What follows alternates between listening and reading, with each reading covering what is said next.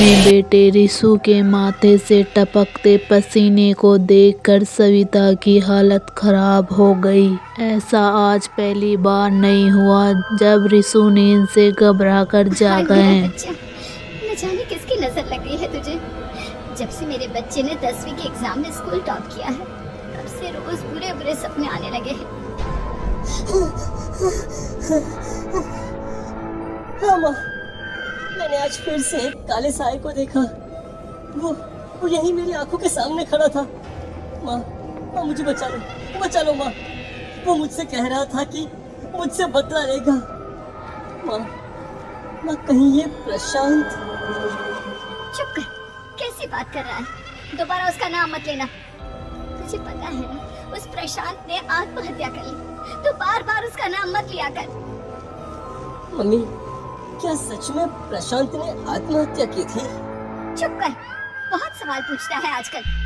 और रात के वक्त सविता के घर में एक अजीब सा काला धुआं छाने लगा। गहरी नींद में सोई सविता की जैसे ही आंख खुली तो उसका दम घुटने लगा। वो दौड़कर रिशु के कमरे की तरफ गई। उसके दरवाजे पर एक काली परछाई देखकर वह डर गई। कौन है वो? कौन है? सामने आओ।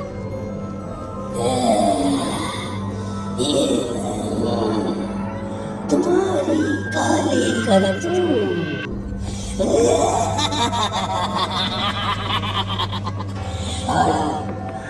मैं तुम्हारे बेटे को ले जाने आया हूँ। नहीं, मेरे बच्चे को छोड़ दो प्लीज। मेरे रिशु को कुछ वो मत करना। परछाई रिशु के कमरे में घुस जाती है।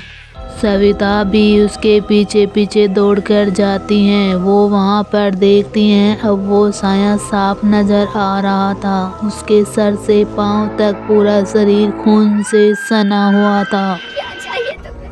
तुम जो बोलोगे मैं करूंगी, लेकिन मेरे रिशु को छोड़ दो। उस परछाई ने रिशु को गर्दन से पकड़कर हवा में दीवार पर छोड़ दिया। रिशु जोर जोर से चिल्लाने लगा। माँ बचाओ मुझे, बचा लो माँ। ये मुझे मार डालेगा। माँ मुझे बचा लो माँ। नहीं, ऐसा मत करो। मुझे मार दो, लेकिन मेरे बच्चे को छोड़ दो। मैं तुम्हारे आगे हाथ जोड़ती हूँ। वो परछाई रिशु को जमीन पर गिरा देती हैं और अचानक वहां से गायब हो जाती हैं। रिशु, मेरा बच्चा, तू ठीक था ना? कुछ बोल बेटा, क्या हुआ है तुझे? मैं ठीक हूँ माँ। क्या हुआ था यहाँ पर? कुछ नहीं बेटा, कुछ नहीं। तू परेशान मत हो। हम कल ही गांव के बाहर जो तांत्रिक महाराज रहते हैं उनके पास चलेंगे। ठीक है माँ, हम जल्द ही उनके पास चलेंगे। मुझे बहुत डर लग रहा है माँ। ये बार बार मुझे डरावने सपने आना, ये सब हमारे साथ क्यों हो रहा है माँ? अगले दिन सविता अपने बेटे रिशु को लेकर गांव के बाहर तांत्रिक के पास जाती हैं। जहां पर तांत्रिक रहता था वह जगह बहुत ही डरावनी थी। हर तरफ कंकाल और भूतियां आवाजें आ रही थी। रिशु ने डरकर अपनी माँ का हाथ पकड़ लिया। माँ मुझे बहुत डर लग रहा है। ये कैसी जगह है? देख बेटा, हमारे साथ जो कुछ भी हो रहा है उसका इलाज सिर्फ और सिर्फ ये तांत्रिक महाराज ही बता सकते हैं। और यही है जो हमें प्रॉब्लम से बाहर निकाल सकते हैं।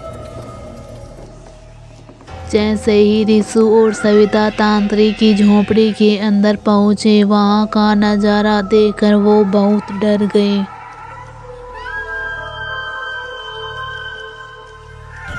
कौन हो तुम और यहाँ क्यों आई हो? महाराज, मेरे बेटे को कुछ दिनों से एक डरावनी काली परछाई नजर आती है और कल रात उसने मेरे बेटे पर हमला भी कर दिया।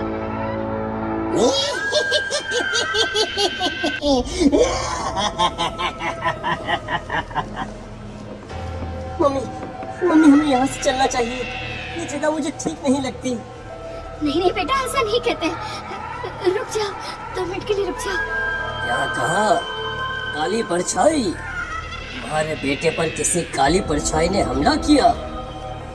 हाँ महाराज, वो कह रही थी कि वो मेरे बेटे को कुछ कर देगी। कोई उपाय बताइए महाराज, मेरे बेटे के साथ कुछ गलत नहीं होना चाहिए। तुमने किसी दूसरे के साथ गलत किया है तो तुम्हारे साथ भी गलत होकर ही रहेगा। तुमने किसी की जान ली है, किसी को मार डाला है तुमने। नहीं महाराज, मैंने ऐसा कुछ नहीं किया। मैंने किसी की जान नहीं ली। मुझे कोई उपाय बताइए। लगता है तुम इतनी आसानी से नहीं मानोगी। मैं तुम्हें अभी उस काली परछाई से मिलवा देता हूँ और वही सारा सच तुम्हारे सामने लेकर आएगा। सविता और रिशु ने डर के मारे अपनी आंखें बंद कर ली। तभी तांत्रिक की झोंपड़ी में अजीब अजीब आवाजें आने लगी। आंखें खोलो और अपने सामने देखो। क्या यही है वो जिससे तुम कल रात को मिली थी? बताओ मुझे। हाँ, इसने कल रात मेरे बेटे के ऊपर हमला किया था।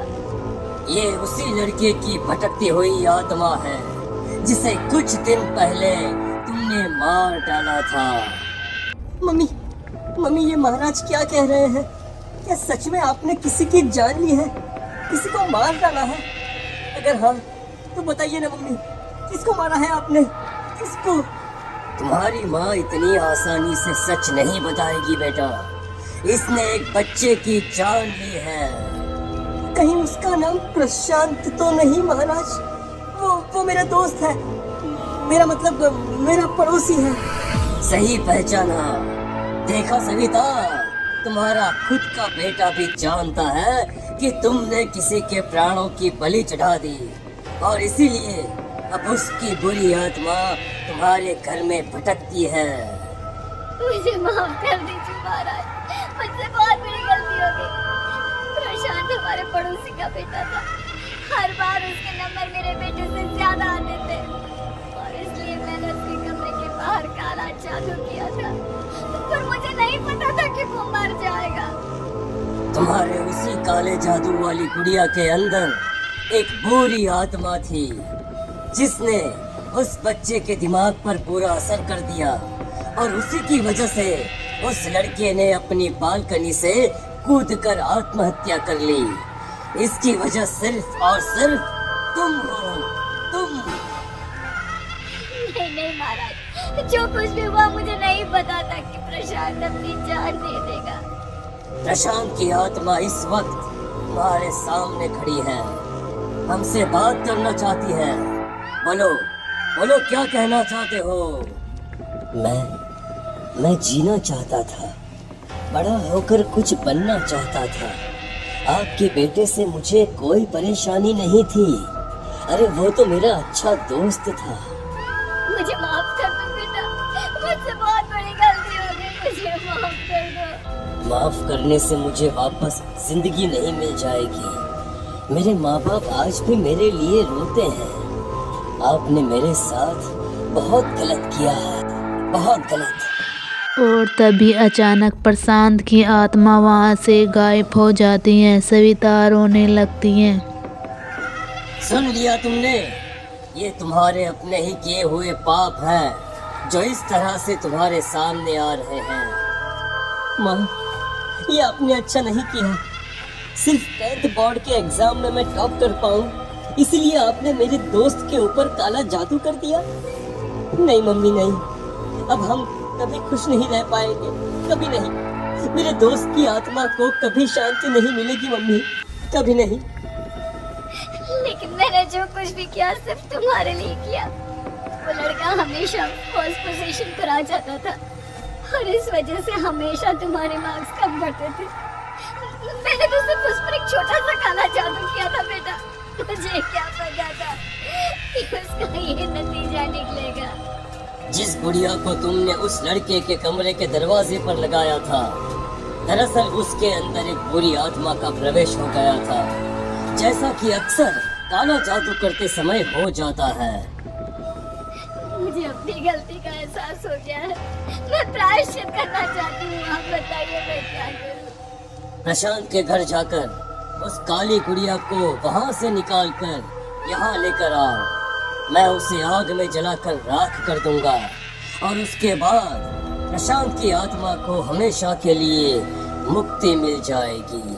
अगली रात सविता चुपचाप अपने पड़ोसी प्रशांत के घर जाती हैं और उस गुड़िया को लेकर तांत्रिक के पास जाती हैं। तांत्रिक ने गुड़िया को जलाकर राख कर दिया। दोस्तों, आपको यह कहानी पसंद आई तो लाइक शेयर ज़रूर करें और जाते जाते चैनल को सब्सक्राइब करना न भूलें।